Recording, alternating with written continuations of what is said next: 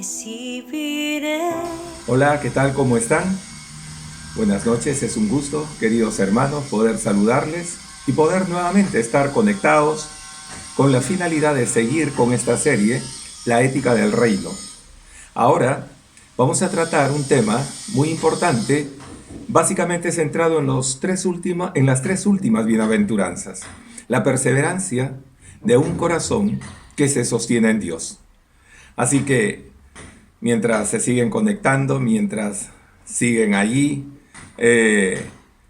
acomodándose en sus casas para poder seguir este mensaje, ¿qué les parece si oramos, ponemos en las manos de Dios este tiempo, que el Señor nos hable, que el Señor nos desafíe, que Él sea guiándonos en esta noche? Oremos. Amado Padre, te damos gracias, Señor. Bendito eres y bendito es tu nombre. Gracias, Señor, por tu palabra, mi Dios. Gracias por la esperanza que tenemos en Jesucristo. Gracias por el poder del Espíritu Santo que nos capacita, que nos sostiene para las horas difíciles de la vida, frente a la enfermedad, frente a las crisis, frente a cualquier situación que ponga en riesgo, Señor, nuestra integridad física, Padre. Tú estás a nuestro lado, Señor. Mi Dios, podrán dañar este cuerpo, pero no dañarán nuestras almas. Te pertenecen a ti, bendito Padre. Te adoramos y te alabamos. Y oramos, Padre, que nos hables, Señor, te lo rogamos, en el nombre de Cristo Jesús, nuestro Señor. Amén. Amén. La perseverancia de un corazón que se sostiene en Dios. Las bienaventuranzas es la paradoja de un mundo que no conoce a Dios. Mientras que este mundo valora y exalta a una persona que mantiene una actitud de espíritu altivo, que no se quebranta ni demuestra debilidad. Al contrario, debe demostrar una actitud de superioridad, de confianza en sí mismo, y no debe haber cabida en su corazón para la compasión, sino una actitud pragmática y sin ningún tipo de empatía, pero que además debe ocuparse de alcanzar sus objetivos, utilizando todas las armas posibles, sin importar si deja gente derrotada o herida en el camino. Debe avanzar con espíritu de orgullo y suficiencia, imponiendo, dominando y demostrando quién manda. Todo este espíritu de la cultura que es de este mundo es lo que la gente piensa, es lo que la gente cree y lo practica. Pero quienes ahora hemos entrado por gracia a formar parte del reino de Jesucristo y somos discípulos de Jesucristo, debemos aprender a despercudirnos de esta cultura de éxito y materialismo para aprender a vivir la contracultura del reino, según lo expuesto por Jesús en el Sermón del Monte. Y ahora te toca a ti y a mí tomar una decisión. O seguimos los principios y espíritu de este mundo, o seguimos los principios y espíritu del reino que Jesús expuso en Mateo, los capítulos 5 al 7. Veamos ahora, entonces, la tercera parte de las bienaventuranzas. Y en esta oportunidad vamos a meditar en Mateo, el capítulo 5, los versículos 9 al 12. Y lo trataremos en tres partes. Muy bien, veamos entonces la primera parte. Llamados a actuar a favor de la paz y la armonía. En esta oportunidad se requiere una participación activa con nuestras vidas, nuestra actitud, nuestros actos, nuestra voz y todo nuestro ser deben ser y deben contribuir a el mensaje de la reconciliación y de la pacificación. No seremos los representantes del Consejo de Paz de las Naciones Unidas, pero somos embajadores del reino de nuestro Señor Jesucristo y tenemos un encargo que hemos recibido de lo alto, porque hemos sido, en primer lugar, receptores de la paz en nuestros corazones al haber sido reconciliados con Dios por medio de la obra de Jesús en la cruz. Esa reconciliación trajo paz y amistad con Dios y como consecuencia apaciguó nuestra enemistad, nuestra inseguridad y nuestra conciencia de culpa que nos atormentaba en todo tiempo, a pesar de maquillarlo con éxito y suficiencia. Lo cierto es que había en nuestro corazón temor, vergüenza y sensación de culpa que no nos dejaba en paz. Cuando el Señor nació en ese rincón oscuro, solitario y hediondo en Belén, en el cielo una multitud de ángeles le aparecieron a un grupo de pastores, alabando a Dios y diciendo: Gloria a Dios en las alturas y en la tierra paz, buena voluntad para con los hombres. El príncipe de paz hacía su entrada al escenario de este mundo y años más tarde, con una actitud de mansedumbre y humildad, hacía su entrada a Jerusalén como un cordero que va al matadero para ser sacrificado a nuestro favor. La cruz es el medio para nuestra paz, el que vino a traer paz para los hombres de buena voluntad. Ahora el Señor nos dice: bienaventurados los pacificadores, porque ellos serán llamados hijos de Dios. Mateo, el capítulo 5, el versículo 9. En primer lugar, estamos llamados a pacificar a los hombres con Dios a través de Jesucristo y el Evangelio. Así que somos embajadores en nombre de Cristo, como si Dios rogase por medio de nosotros. Os rogamos en nombre de Cristo, reconciliados con Dios. Segunda de Corintios, el capítulo 5, el versículo 20.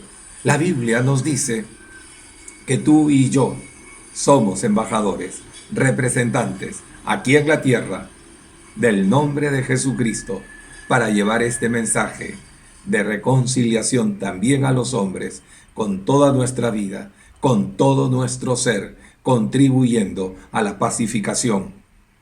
En segundo lugar, estamos llamados a pacificar a nuestros hermanos y nuestro prójimo con espíritu de humildad, con prudencia y con un sano criterio hasta donde la situación y la oportunidad nos permita. Sí, mis hermanos, en tu centro de trabajo, en tu hogar, en la iglesia, en todo lugar. La Biblia dice: bienaventurados, felices los pacificadores. La promesa de esta bienaventuranza es: porque ellos serán llamados hijos de Dios, porque estos llevan el sello del carácter reconciliador de Dios. Y ese carácter reconciliador de Dios era el que tenía nuestro Dios y el que tiene nuestro Dios, que está buscando al que se ha perdido y por lo cual envió a su Hijo para que por medio de él reconciliara al mundo. Por eso dice: ellos serán llamados hijos de Dios. Veamos entonces, en segundo lugar, que estamos llamados a sufrir en defensa de la justicia y la verdad. Ahora el tono de la bienaventuranza cambia. De llamados a ser pacificadores, ahora pasamos o podemos pasar a ser perseguidos por causa de la justicia. Aun cuando este escenario de nuestra situación pueda cambiar, debemos mantenernos firmes en nuestro llamado de ser pacificadores. Y sin embargo, cuando el momento llegue, debemos enfrentar esta nueva realidad, la realidad de ser perseguidos. Esta persecución debe tener dos causales, o debe darse dentro de dos causales. En primer lugar, por nuestros actos deliberadamente contra la ley o nuestros malos actos.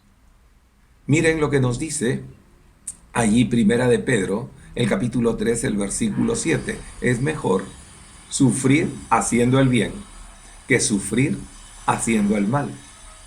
Por supuesto que cuando actuamos de una manera indebida, contraviniendo la ley, cuando actuamos contra nuestro prójimo, vamos a tener consecuencias. En primer lugar, esta es uno de los causales, pero en segundo lugar, cuando nuestros actos se encuentran en sintonía con la justicia y la verdad. Miren lo que nos dice Primera de Pedro, el capítulo 3, los versículos 13 y 14. ¿Y quién es aquel que os podrá hacer daño si vosotros hacéis el bien o seguís el bien? Mas también, si alguna cosa padecéis por causa de la justicia, bienaventurados sois. Por tanto, no os amedrentéis por temor de ellos, ni os conturbéis. Esta es una advertencia que viene de Dios a nuestros corazones.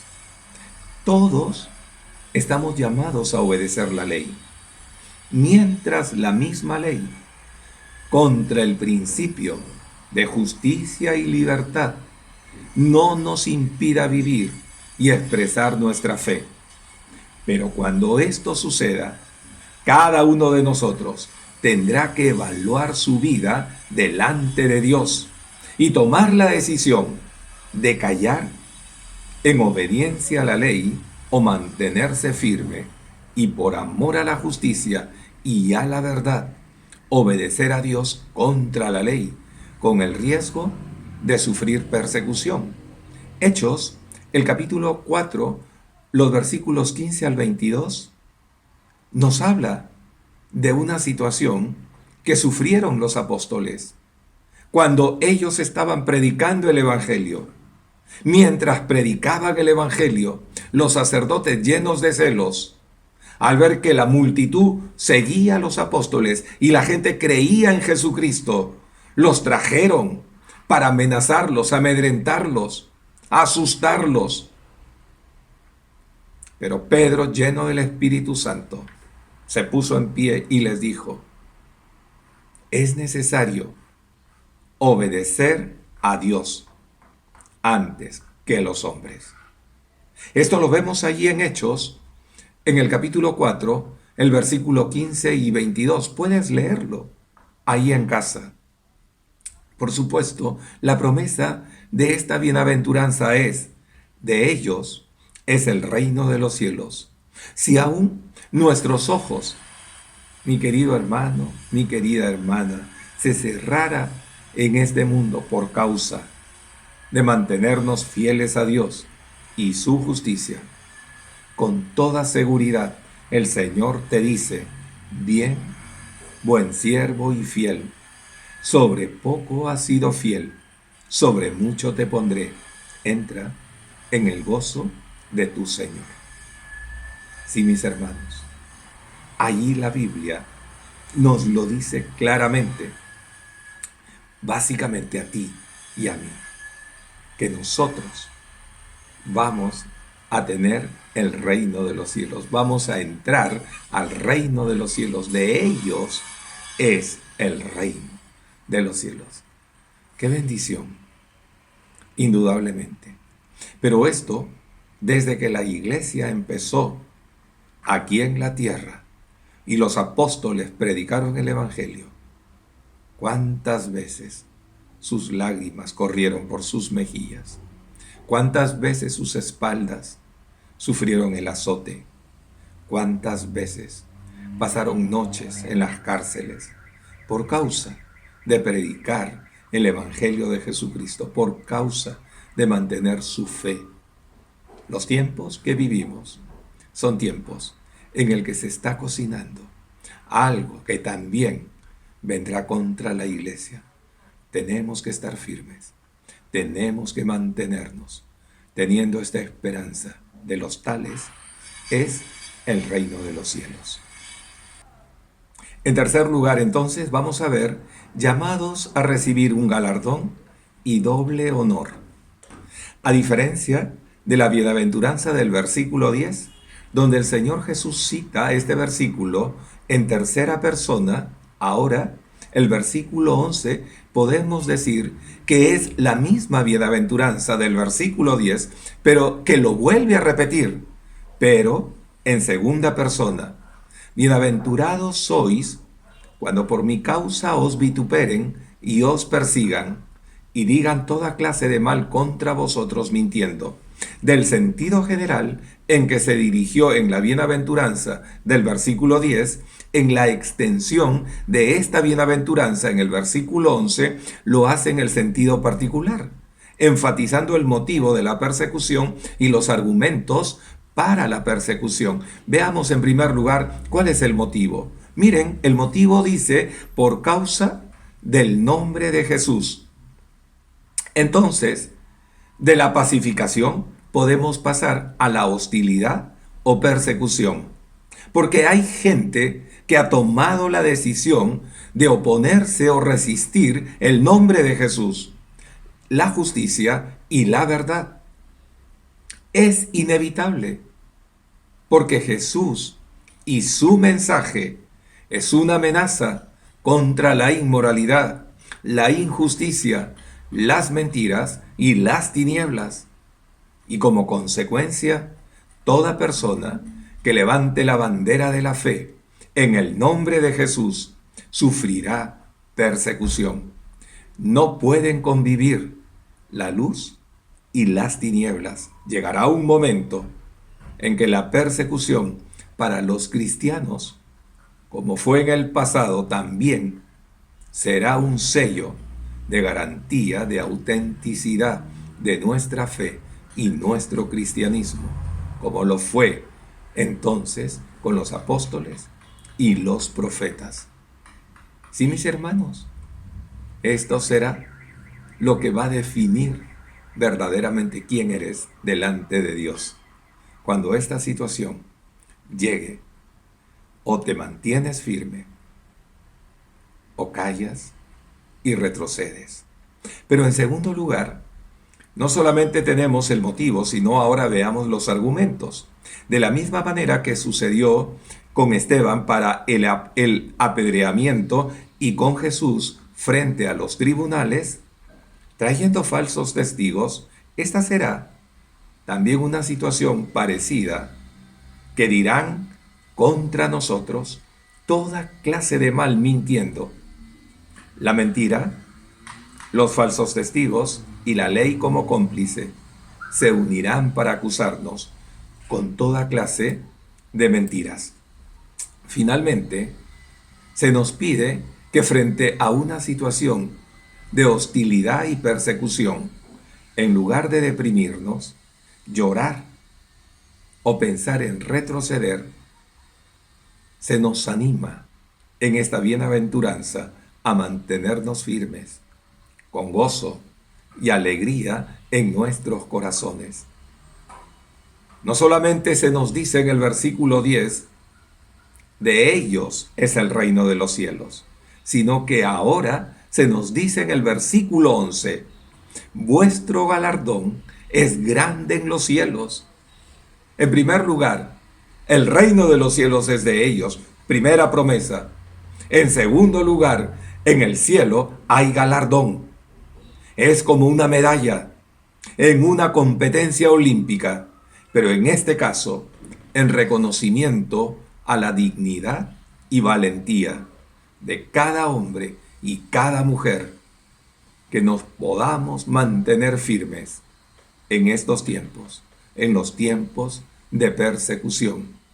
Bendito nuestro Dios, bendita su palabra, que nos anima, que nos sostiene, pero que además nos advierte. Porque realmente tú y yo, mis hermanos, si vivimos el Evangelio de Jesucristo, vamos a darnos cuenta que es difícil ser populares. Es difícil caerle bien a todo el mundo. Va a haber gente que no va a soportar, no va a resistir, porque tu propia vida y el mensaje que predicas es un mensaje que confronta la injusticia, la inmoralidad y las tinieblas. Que el Señor te bendiga, que Dios te fortalezca, que nuestro Dios nos ayude para aquellos tiempos a mantenernos firmes.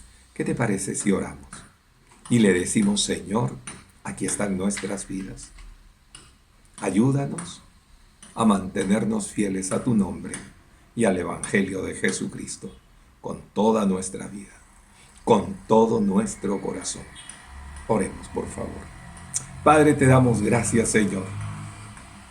Gracias, bendito Dios. Tú estás con cada uno de nosotros. Tú eres nuestro Dios.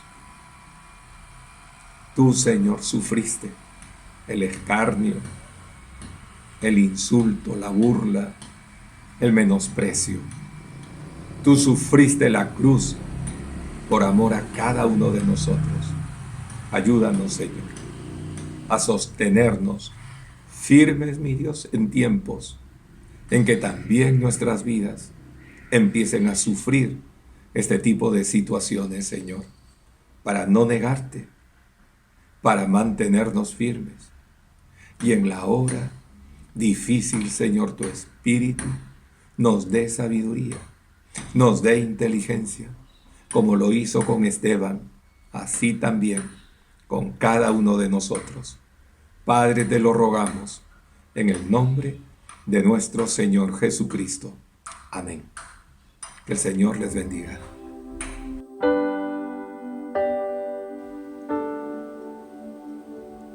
Como recién